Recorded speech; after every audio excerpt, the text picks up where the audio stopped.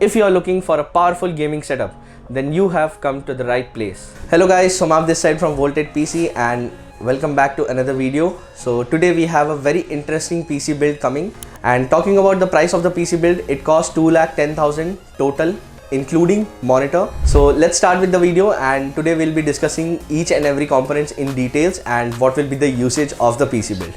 Let's begin.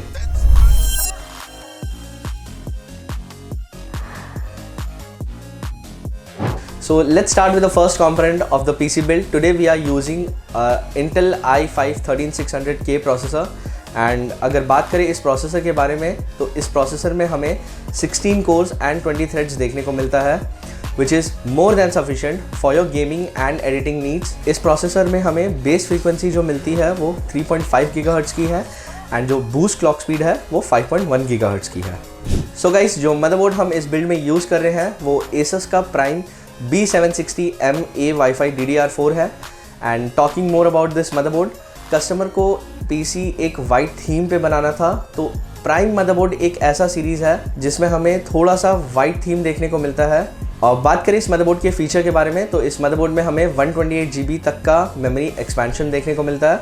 And talking about the PCI slot, इस motherboard में हमें PCI Gen 4 का सपोर्ट मिलता है, प्लस 2 NVMe Gen 4 SSD का भी सपोर्ट देखने को मिलता है. एक स्पेशलिटी इस मदरबोर्ड की ये है कि इस मदरबोर्ड में हमें डुअल Wi-Fi 6 एंड Bluetooth 5.2 का सपोर्ट देखने को मिलता है. सो गाइस, आज की इस बिल्ड में जो ग्राफिक कार्ड हम यूज़ कर रहे हैं वो Galax का RTX 4070 Ti ST एडिशन है. This graphic card is a triple fan variant, and इस ग्राफिक कार्ड में हमें 1 क्लिक OC का भी सपोर्ट देखने को मिलता है. And talking more about this graphic card, इस ग्राफिक कार्ड में हमें DLSS, ray tracing and NVIDIA reflex जैसे फीचर्स देखने को मिलते हैं. बात करें RTX 4070 Ti के CUDA कोर्स के बारे में तो इस ग्राफिक कार्ड में हमें 7680 CUDA कोर्स का सपोर्ट देखने को मिलता है, and this is a ultimate game changer for your gaming and editing needs. So the next component which we are using in this build is the Silverstone PF360 White AIO liquid cooler. This liquid cooler is more than sufficient to cool a powerful processor like i5 13600K. As you can see, जो cooler हमने इस build में use किया है वो white colour का है, which matches to the theme. And इस कूलर्स में हमें ARGB सपोर्ट देखने को मिलता है, which can be controlled with the motherboards proprietary software. So guys, storage जो हमने इस बिल्ड में यूज़ किया है वो किंगस्टन का NV2 है.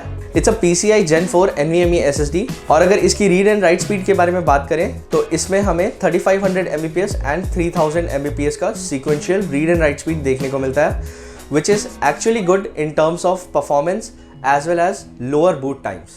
So guys, जो RAM sticks हमने इस बिल्ड में यूज़ किया है वो T-Force Vulcan Z है. Customer has opted for a 32 GB dual channel memory, and talking about the frequency of these RAM sticks, इस RAM sticks में हमें 3600 MHz का frequency देखने को मिलता है. Guys, जो पावर सप्लाई हमने इस बिल्ड में यूज़ किया है वो Gigabyte का P850 GM है. और बात करें इस पावर सप्लाई के बारे में तो it's a 850 watt 80+ gold fully modular power supply. So fully modular means जो अननेसेसरी केबल्स है which you are not using in the build, आप उन्हें रिमूव कर सकते हैं, एंड इवेंचुअली जो कि आपकी सिस्टम को एक clean and tidy look provide करता है. सो गाइस, जो फाइनली इस बिल्ड में हमने कैबिनेट यूज़ किया है वो Phanteks का Eclipse G360A वाइट मॉडल है. And talking more about this cabinet, इस कैबिनेट में हमें फ्रंट में मैश पैनल देखने को मिलता है, which is good in terms of air flow. And एक खास बात है इस कैबिनेट की कि जिस प्राइस पॉइंट में ये आता है हमें इस कैबिनेट में टॉप 360mm रेडिएटर का सपोर्ट देखने को मिलता है. So talking more about this cabinet, we have got 3 ARGB fans pre installed on this cabinet. And talking more about the ports of this cabinet, we have got 2 USB 3.0, one 3.5mm headphone jack, and there are 2 switches to control the color and the mode of the ARGB fans. But instead of that, we'll be using the motherboard's ARGB header port to sync all the devices. So guys, ये थी आज की सारी components जो कि हमने इस build में use किया है. And apart from this, इस build में एक monitor भी included है. सो जो मॉनिटर हमने इस बिल्ड में यूज़ किया है वो सैमसंग का Odyssey G7. It's a 28 inch 4K 144 hertz IPS monitor जो कि कस्टमर ने इस बिल्ड में ऑप्ट किया है. सो अगर हम उस मॉनिटर को रिमूव कर दें तो जो टोटल बिल्ड की कॉस्ट है वो 1,70,000 की है. Yes, that's all for the components. Now let's start with the PC build.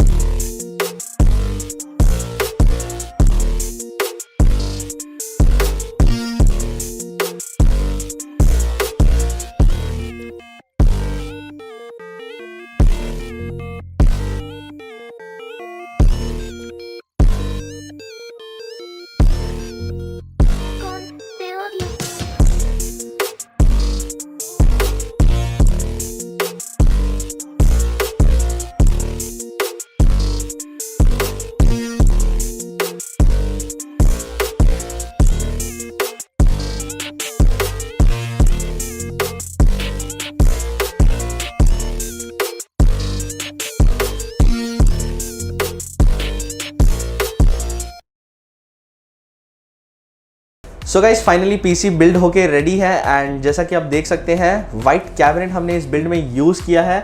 जो कूलर है AIO लिक्विड कूलर वो भी हमने इस बिल्ड में वाइट यूज़ किया है।